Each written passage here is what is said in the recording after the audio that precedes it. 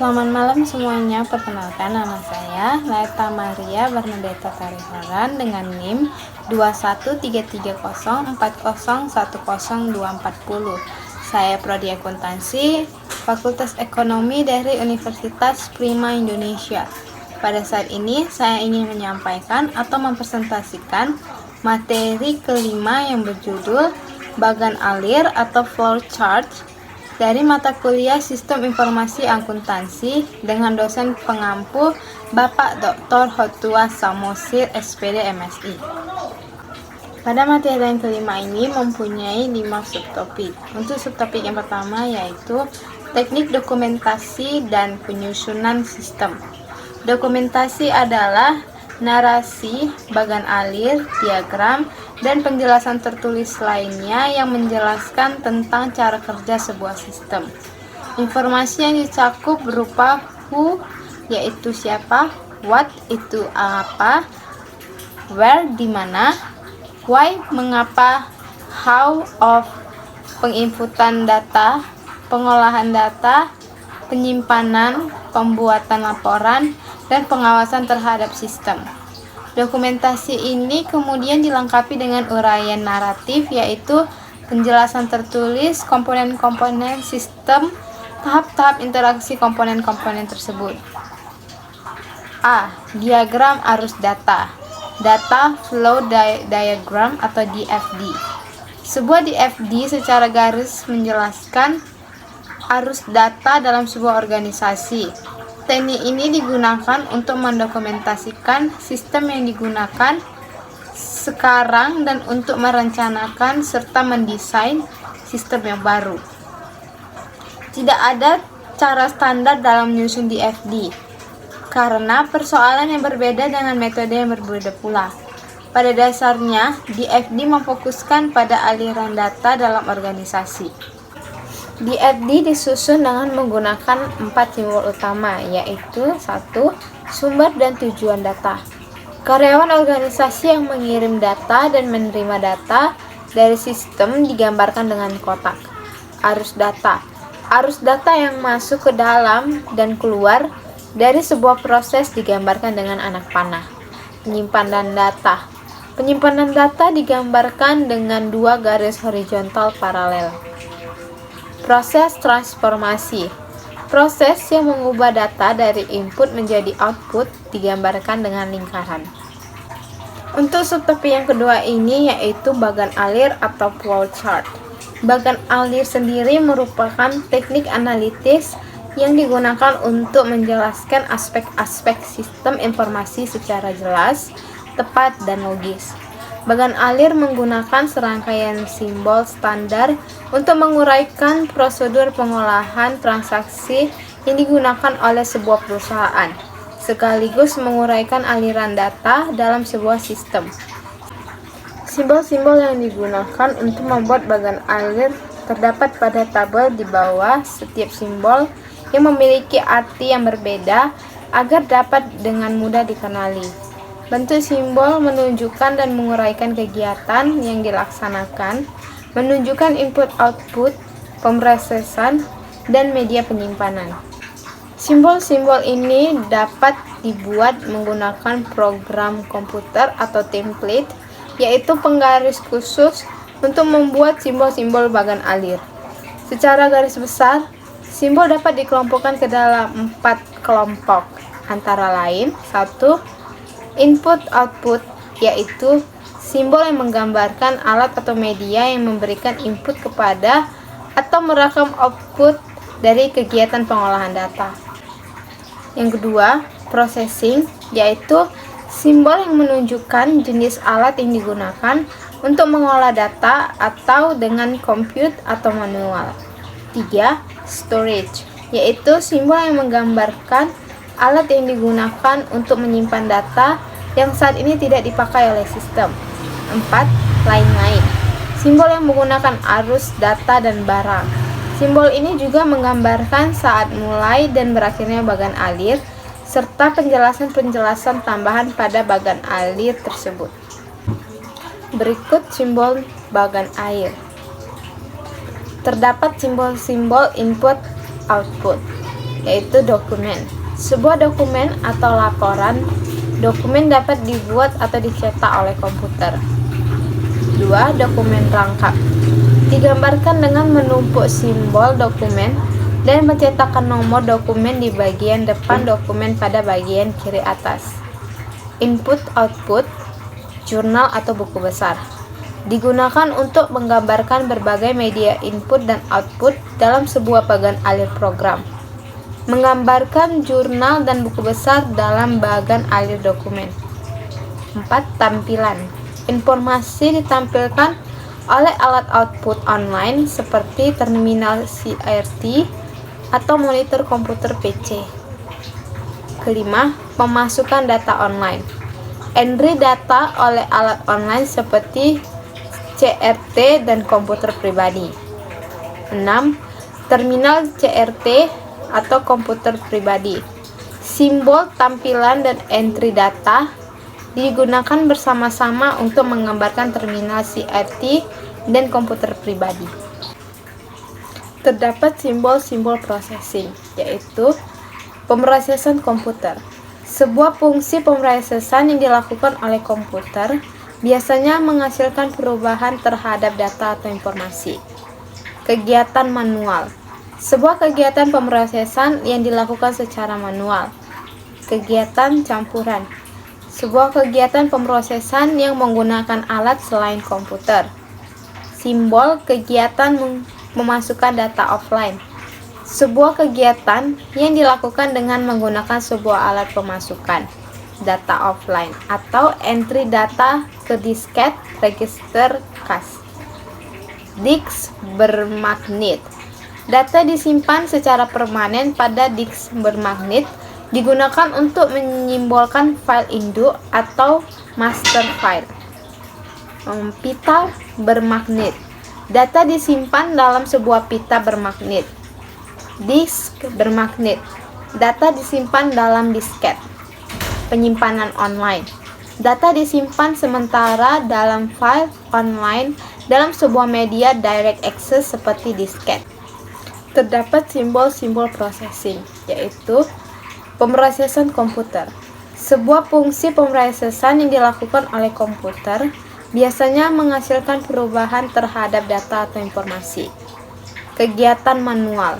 Sebuah kegiatan pemrosesan yang dilakukan secara manual. Kegiatan campuran.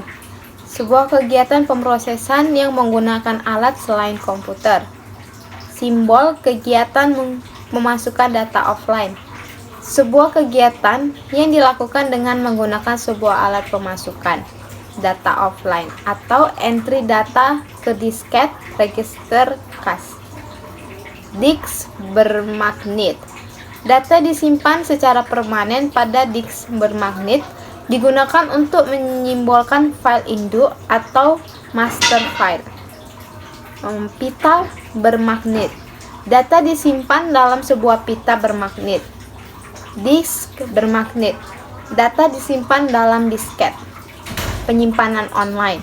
Data disimpan sementara dalam file online dalam sebuah media direct access seperti disket. Arsip.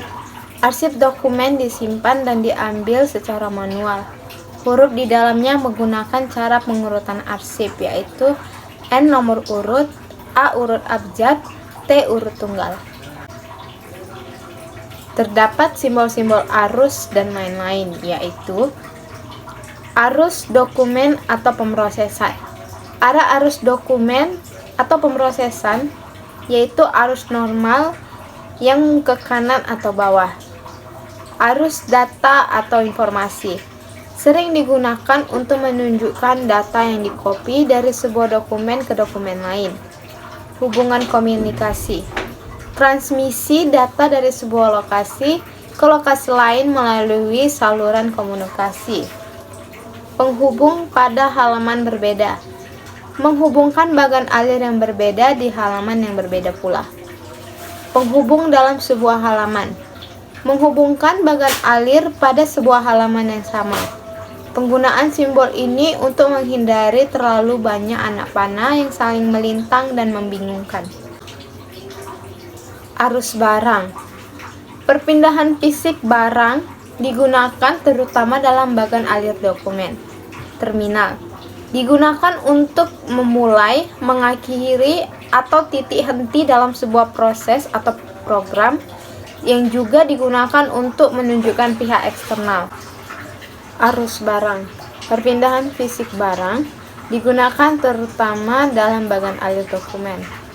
Terminal digunakan untuk memulai, mengakhiri, atau titik henti dalam sebuah proses atau program, juga digunakan untuk menunjukkan pihak eksternal. Keputusan. Sebuah tahap pembuatan keputusan digunakan dalam bagan alir program komputer untuk menunjukkan cabang bagi alternatif berbagai cara. Yang terakhir, notasi. Tambahan penjelasan deskriptif atau keterangan atau catatan sebagai klarifikasi. Untuk subtopik yang ketiga yaitu jenis-jenis bagan alir. 1. Bagan alir dokumen atau dokumen flowchart. Bagan alir dokumen tersebut menggambarkan aliran dokumen dan informasi antara pertanggungjawaban di dalam sebuah organisasi. Bagan alir bermanfaat untuk menganalisis kecukupan prosedur pengawasan dalam sebuah sistem, seperti internal check dan pemisahan fungsi. Bagan alir yang menjelaskan dan mengevaluasi pengawasan intern disebut internal control flowchart. 2. Bagan alir sistem atau sistem flowchart. Bagan alir sistem menggambarkan hubungan antara input, pemrosesan, dan output sebuah sistem informasi akuntansi.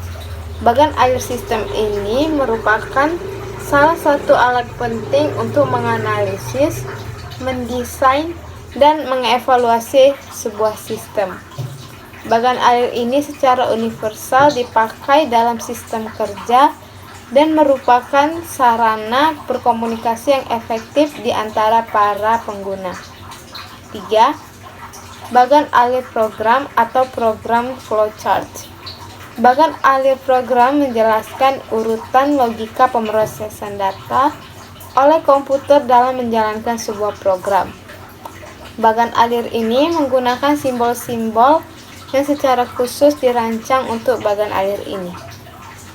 Untuk subtopik yang keempat yaitu pedoman pembuatan diagram alir.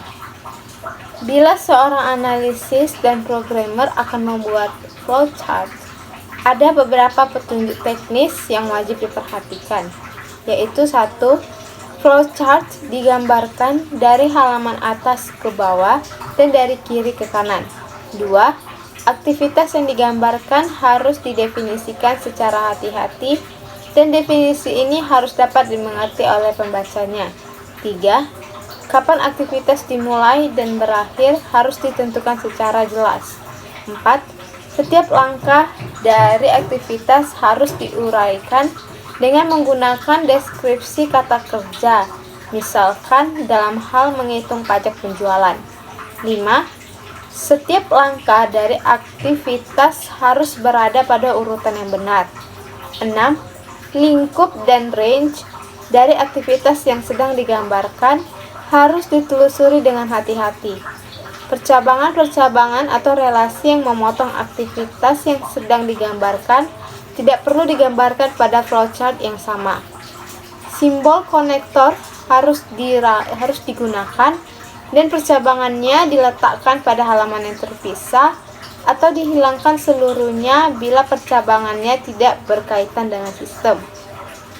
Yang ketujuh, gunakan simbol-simbol flowchart yang standar. Untuk subtopik yang kelima atau yang terakhir yaitu unsur-unsur diagram alir. Unsur-unsur diagram alir memiliki dua unsur yang selalu muncul di dalam diagram alir, yaitu percabangan dan perulangan.